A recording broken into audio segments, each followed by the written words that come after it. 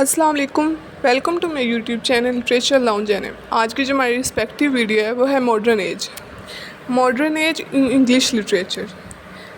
Firstly हम इसकी definition देख लेते हैं। मॉडर्निज़म एक पीरियड था लिटरेरी हिस्ट्री में जो स्टार्ट हुआ था 1900 में और चला था 1940 तक। इसके बाद ये एक फ़िलोसफिकल और आर्ट मूवमेंट है जो राइज़ हुई थी वेस्टर्न सोसाइटी में बहुत ब्रॉडली, और ये रिफ़्लेक्ट करती थी desire for creation of new form of art. यानी कि जो ट्रेडिशनल फॉर्म ऑफ आर्ट थी उसको ये लोग रिजेक्ट करते थे और ये रिफ़्लेक्ट करते थे न्यू फॉर्म ऑफ आर्ट को। इसके बाद जो सोशल ऑर्गेनाइजेशन थी वो रिफ़्लेक्ट करती थी न्यू इमर्जिंग इंडस्ट्रियल वर्ल्ड को। जितने भी आर्टिस्ट थे वो कोशिश कर रहे थे कि जो ट्रेडिशनल फॉर्म ऑफ आर्ट है उसको रिजेक्ट कर दें और उसे डिपार्ट कर लें और न्यू फॉर्म ऑफ आर्ट को फॉलो करते थे। एज़रा पाउंड को हम कह सकते हैं वो टच स्टोन थे इस मूवमेंट के। और इसके बाद डिफरेंट इवेंट्स थे या डिफरेंट वर्क्स थे जिसने इस एज में कंट्रीब्यूट किया था। फॉर एग्ज़ाम्पल जो ओरिजिन ऑफ स्पीशीज़ था, इसके अलावा कार्ल मार्क्स की जो बुक थी डेस कैपिटल, और जो साइको एनालिसिस थ्योरी थी इसने बहुत ज़्यादा इन्फ्लुएंस किया था इस एज को। इसके बाद इसके कुछ कंटेंट है वो देख लेते हैं। हिस्टोरिकल बैकग्राउंड इसमें हमने देखना है, करैक्टरिस्टिक्स देखनी है, shift from Victorian age to modern age, basic feature of modern literature और इम्पोर्टेंट लिटरेरी फिगर्स को आज की इस वीडियो में हमने डिस्कस करना है, और लिटरेरी मूवमेंट्स को भी इसमें डिस्कस करना है। इसकी एजेस देख लेते हैं कौन कौन सी थी। अगर हम पहले मतलब यानी कि अर्ली मॉडर्न एज देखें वो 1500 से ऑनवर्ड थी 1800 तक, लेट मॉडर्न 1800 से 1960 तक, पोस्ट मॉडर्न 1960 से 2000 तक, और कंटेम्प्रेरी ट्रेंड जो है वो 2000 से अब तक चल रहा है। इसके बाद इसका अगर हम बैकग्राउंड देखें, हिस्टोरिकल बैकग्राउंड, इसमें डिफरेंट इवेंट्स आ जाते हैं लाइक वर्ल्ड वार 1 जो कि 1914 से 1918 तक चली थी, और इस टाइम पीरियड में लोग बहुत ज़्यादा उन्होंने सफ़र किया था। इस वजह से वो लोग बहुत ज़्यादा डिप्रेशन में थे और जो वार के इन पे इम्पेक्ट बहुत ज़्यादा बुरे थे, और ग्रेट डिप्रेशन का टाइम पीरियड था क्योंकि अगर हम देखें तो वर्ल्ड वाइड जो है ना फाइनेंशियल प्रॉब्लम चल रही थी। इसके बाद इसके कुछ लिटरेरी इवेंट्स थे जिसमें आ जाते हैं significance of the year 1922। Modern age में ये जो अगर हम कहें कि ये जो टाइम था या ये जो साल था ये बहुत ज़्यादा इम्पोर्टेंट है क्योंकि इस ईयर में बहुत ज़्यादा इम्पोर्टेंट वर्क पब्लिश हुए थे लाइक टी.एस. इलियट की वेस्टलैंड, जेम्स जॉयस की यूलिसिस, वर्जीनिया वुल्फ की जैकब्स रूम और एफ. स्कॉट की द ब्यूटीफुल एंड डैम्ड। ये सारे जो इम्पोर्टेंट वर्क थे इस ईयर में लिखे गए थे।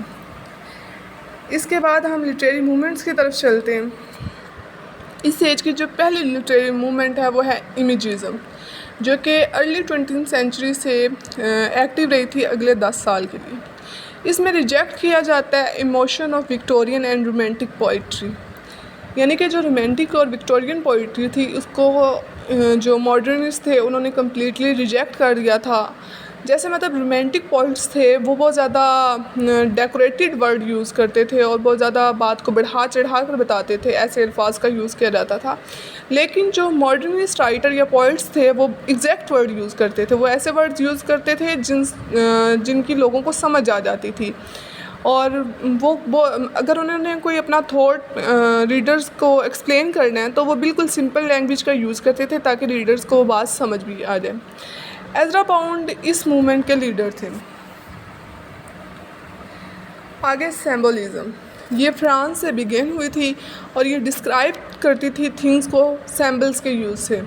लाइक अगर कोई भी बात उन्होंने एक्सप्लेन करनी है तो उसमें सैम्बल्स का यूज़ करते थे और अपनी बात को एक्सप्लेन करते थे, और इनकी जो क्रिएशन है वो किसी एक स्पेसिफिक टॉपिक से ना रिलेटेड नहीं होती थी, और ये लिमिटेड क्रिएशन को ना डिसलाइक करते थे। वो डिफरेंट टॉपिक्स को चूज़ करते थे अपनी राइटिंग के लिए। इसके बाद अगर हम बात करें इस सिंबलिज्म की जो मूवमेंट है उसका कोई स्पेसिफिक या मेजर वर्क, तो वो है दी वेस्टलैंड। इसमें बहुत ज़्यादा सिंबोलिज़म का यूज़ किया गया है। अगर हम वेस्टलैंड पढ़ें तो तकरीबन ये सारी जो वेस्टलैंड है वो कम्प्लीटली सिंबोलिज़म के यूज़ से लिखी गई है, और इसके बाद ही जो सिंबलिस्ट पोइट्री थी वो एग्जिस्टेंस में आई थी। इसके बाद आता है इम्प्रेशनिज़म। ये फ्रिक्वेंटली रेफ़र करती है टेक्निक को, कौन सी टेक्निक को, जिसमें जो चीफ़ कैरेक्टर है उसकी मेंटल लाइफ को पे फोकस किया जाता है। और अगर हम देखें तो जितनी रियलिटी होती है उसके बजाय जो चीफ़ कैरेक्टर है बस उसकी मेंटल लाइफ पे ही फोकस किया जाता है।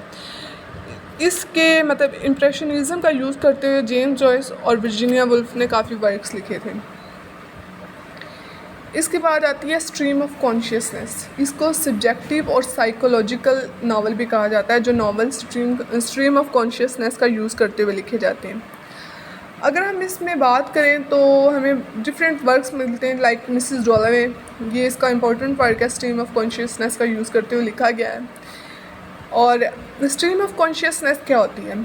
इसमें जो राइटर होते हैं उनके माइंड में जो भी थॉट्स आते हैं, अगर लाइक एक राइटर कुछ लिख रहा है, वो लिखते लिखते अगर उसे कोई पास्ट की बात याद आ गई है तो वो पास्ट लिखना स्टार्ट कर देगा। अगर लिखते लिखते उसका माइंड इंटरप्ट हुआ है वो प्रेजेंट लिखना स्टार्ट कर देगा। इसमें मतलब कोई भी सीक्वेंस नहीं होता है राइटिंग का, इसमें डिफरेंट स्ट्रीम का यूज़ किया जाता है। इसके बाद आता है सुररियलिज्म। ये कल्चरल मूवमेंट है लिटरेचर में, और इसे फ्रेंच पोइट ने फाउंड किया था जिसका नाम था एंड्री ब्रेटन। इसने पब्लिश करवाया था सरियलिस्ट मैनिफेस्टो पेरिस में 1924 में, और इसके फीचर या फिर एलिमेंट जो होते हैं वो सरप्राइज़ और अनएक्सपेक्टेड इवेंट्स होते हैं। इसके बाद हम चलते हैं नेक्स्ट मूवमेंट की तरफ, इवेंट गार्डिंग मूवमेंट। ये जितनी भी होती है ना, ब्रेकिंग द एग्जिस्टिंग रूल्स के बारे में होती है। इसमें जो पहले से रूल्स होते हैं उनको ब्रेक किया जाता है और न्यू रूल्स का यूज़। इसके बाद है एपिक थिएटर। एपिक थिएटर का सिंपली अगर मीन हम देखें तो इसका मतलब ये होता है कि इसमें जो ऑडियंस होते हैं उनको पता है कि वो थिएटर में और एक प्ले देख रहे हैं, यानी कि उन्हें पता होता है कि वो एक प्ले को देख रहे हैं, बल्कि उसमें मतलब वो जो इमोशंस में इंडल्ज होने वाली बात होती है, एपिक थिएटर इस बात को रिजेक्ट करता है। यानी कि वो ऑडियंस को बार बार अपने एक्शन से याद दिलाते रहते हैं कि वो एक प्ले देख रहे हैं। और इसमें फोकस किया गया था पॉलिटिकल और सोशल चेंजेस के ऊपर। बेर्टोल्ट ब्रेख्ट इसके हम कह सकते हैं इनको कि ये फादर ऑफ एपिक थिएटर थे। इसके बाद एपिक थिएटर में ना जब कोई सीन ऐसा होता है जिसमें जो ऑडियंस बहुत ज़्यादा सीन में इंडल्ज होने लगते हैं, बहुत ज़्यादा इमोशनल होने लग जाते हैं, तो जो प्ले में करैक्टर्स होते हैं वो कोई ना कोई ऐसी बात कर देते हैं जिससे वो रियल लाइफ में वापस आ जाते हैं। इसके बाद अगर हम देखें कि मतलब ना इसमें जो करैक्टर्स होते हैं वो बार बार ऑडियंस से डायरेक्टली भी नरेट करते हैं।